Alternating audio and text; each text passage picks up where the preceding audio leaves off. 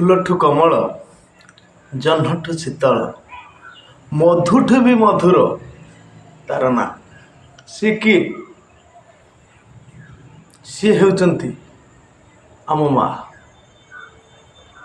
ତାକୁ ଛୁଇଁ ପାଣି ହୁଏ ଗଙ୍ଗା ଜଳ।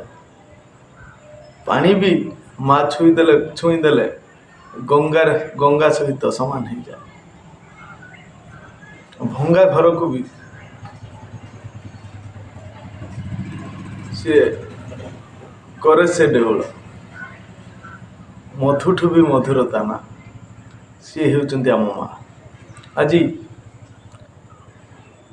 ସେଇ ମାଙ୍କ ଉଦ୍ଦେଶ୍ୟରେ ଗୋଟେ ଛୋଟ କାହାଣୀଟି ଯଦି ଭୁଲ ତ୍ରୁଟି ରହିଯାଏ ସାନ ଭାଇ ଭରି ଭାବି କ୍ଷମା କରିବେ। ସମସ୍ତଙ୍କ ମନ ନମସ୍କାର।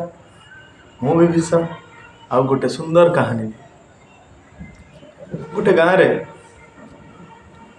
ଗୋଟେ ବିଧବା ମା ରହୁଥିଲା। ଆଉ ମାର ଗୋଟେ ପୁଅ ବି ଥିଲା, ଛୋଟ ପୁଅଟେ, 10-15 ବର୍ଷ ହେବ। ମା ବହୁତ କଷ୍ଟ କରି ଛୁଆଟାକୁ ପାଳି ପୋଷି ମଣିଷ କରୁଛି। ଆଉ କିଛି କିଛି ପଇସା ବି ପୁଅ ପାଇଁ ସଞ୍ଚୟ କରୁଛି। ମା କାହା ଘରେ ବାସନ ମାଜିଦିଏ, ଘରେ ବାସନ ମାଜିଦେଲେ କାହା ଘରେ ପାଣି ଭରିଦିଏ। ଏମିତି ଘରେ ଘରେ ବୁଲି କାମ କରି ପୁଅକୁ ଖାଇବା ଦିଏ ଆଉ ନିଜେ ଖାଏ। ବଞ୍ଚି ରହିବା ପାଇଁ ସଂଘର୍ଷ କରୁଛି ଗୋଟେ ମା। ଆଉ ପୁଅକୁ ବଞ୍ଚେଇବ, ବଂଶ ରକ୍ଷା କରିବ, ଆଉ ନିଜେ ବି ବଞ୍ଚିବ, ପୁଅକୁ ବି ମଣିଷ କରିବ। ପୁଅ 8-10 ବର୍ଷର ସ୍କୁଲ ପଠେଇଲା ପାଠ ପଢ଼ିବା ପାଇଁ। ପୁଅକୁ ଟ୍ୟୁସନ୍ କରିବା ପାଇଁ ସାମର୍ଥ୍ୟ ନାହିଁ ମା ପାଖରେ। ଗୋଟେ ଭଲ ବ୍ୟାଗ୍ କିଣିକି ଦେବ ପୁଅକୁ, ସାମର୍ଥ୍ୟ ନାହିଁ, ପଇସା ହିଁ ନାହିଁ।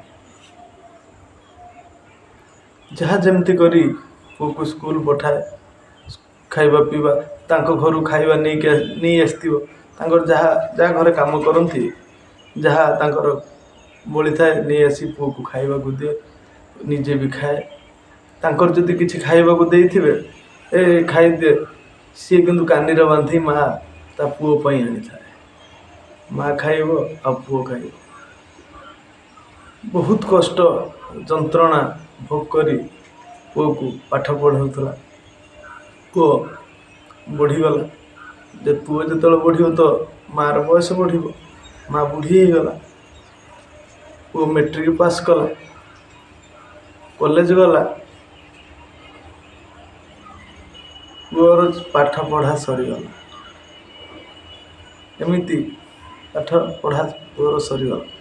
ପୁଅ ଗୋଟେ ଚାକିରି ବି ପାଇଲା। ଗୋଟେ ମାଷ୍ଟର ଚାକିରି ପାଇଲା ପୁଅ। ମାଷ୍ଟର ଚାକିରି କଲା।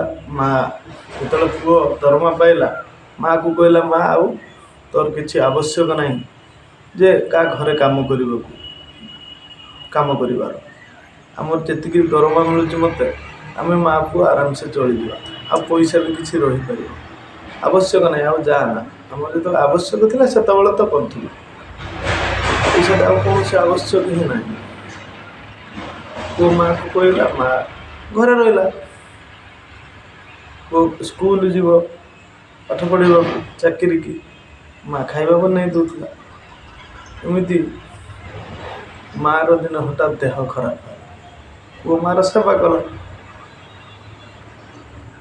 ସ୍କୁଲରୁ ଛୁଟି ନେଇଗଲା ପୁଅ। ସେବା କରୁ ତ ରୋଷେଇ ଆସେନି ପୁଅକୁ। ଯାହା ଯେମିତି କରି ମା ପୁଅ ଖାଇଦେଲେ। ମା ସେଇଠୁ କହିଲା ପୁଅକୁ, ତୁ କାହିଁକି ଏତେ କଷ୍ଟ କରୁଛୁ ମୋ ପାଇଁ? ତୁ ବାହା ହେଇପଡ଼। ବାହା ହେଲେ ତ ମୋର ସେବା କରିବ, ତୋତେ ବି ରୋଷେଇ କରିକି ଦେବ, ଆଉ ସବୁ ଠିକ୍ ଠାକ୍ ହେଇଯିବ। ବାହା କ'ଣ ଆପେ ପୁଅ ହେଇ ପଡ଼ିବ ନା? ତାକୁ ତ କେହି ବାହା କରିବା ତ ଦରକାର।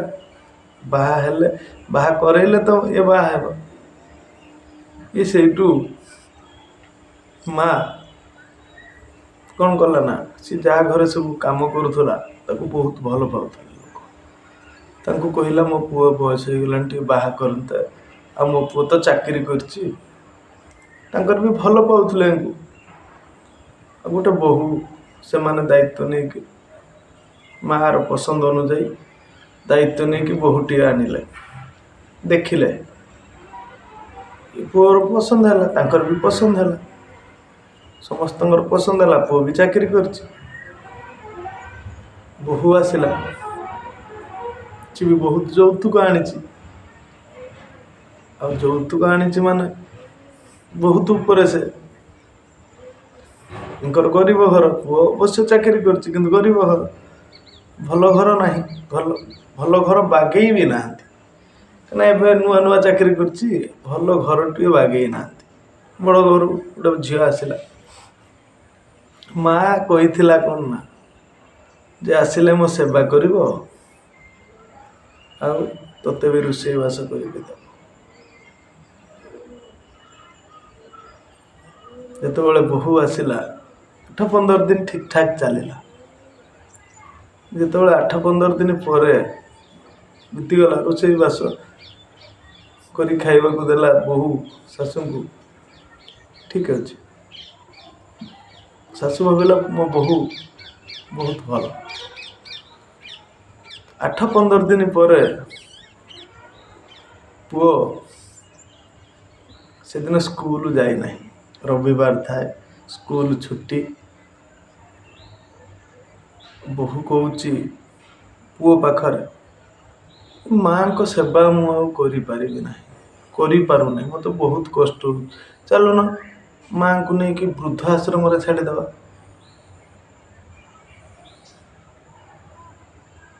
ଛାଡ଼ିଦେଲେ ସେଇଠି ତ ତାଙ୍କର ଦାୟିତ୍ୱ ନେବା ପାଇଁ ଲୋକ ଅଛନ୍ତି। ଆଉ ମୁଁ ଏତେ ଦାୟିତ୍ୱ ନେଇପାରୁନି, ଆମେ ବି ନେଇପାରିବା ନାହିଁ। ସେଇଠୁ ପୁଅ କହିଲା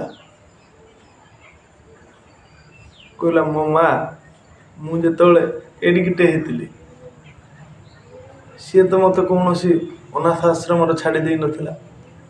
ଚାହିଁଥିଲେ ବି ଛାଡ଼ି ପାରିଥାନ୍ତା। ବହୁତ କଷ୍ଟ କରି କସରତ କରି ମୋତେ ମଣିଷ କରିଛି।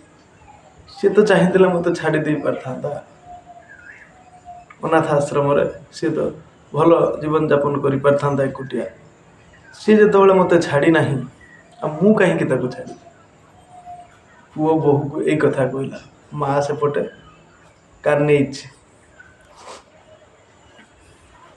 କହିଲା ଯଦି ମାଆକୁ, ବୋହୂ କହୁଛି ପୁଅକୁ, ମାଆକୁ ଯଦି ଅନାଥ ଆଶ୍ରମରେ ନ ଛାଡ଼ିବ, ତାହେଲେ ମୋତେ ଛାଡ଼ିବାକୁ ବାଧ୍ୟ ହେବ। ତାହେଲେ ମୋତେ ଛାଡ଼ିଦିଅ। ସେଇଠୁ ପୁଅ କ'ଣ କହିଲା ଜାଣିବା ଆଉ ଗୋଟେ କାହାଣୀର ଯଦି ଭୁଲ ତ୍ରୁଟି ଥାଏ, ନିଜ ସାନ ଭାଇ ପରି ଭାବି କ୍ଷମା କରିବେ। ସମସ୍ତଙ୍କୁ ମୋର ନମସ୍କାର। ରହୁଛି, ପୁଣି ଦେଖା ହେବ ଆଉ ଗୋଟେ ସୁନ୍ଦର କାହାଣୀ।